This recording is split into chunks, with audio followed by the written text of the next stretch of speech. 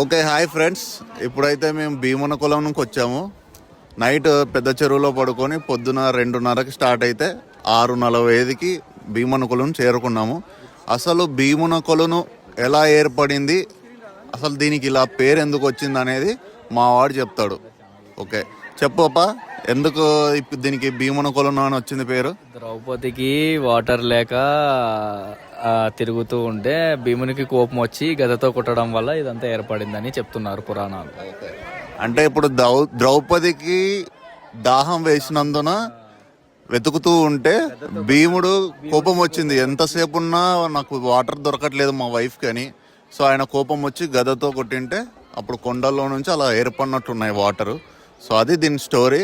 Next ఇంకా మేము ఇప్పుడు ఎక్కడికి శిఖరానికి వెళ్ళాలా. ఇక్కడ నుంచి 3 కిలోమీటర్స్ ఉంటుంది.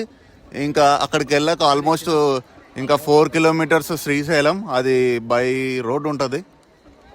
ఓకే ఓకే చిన్న.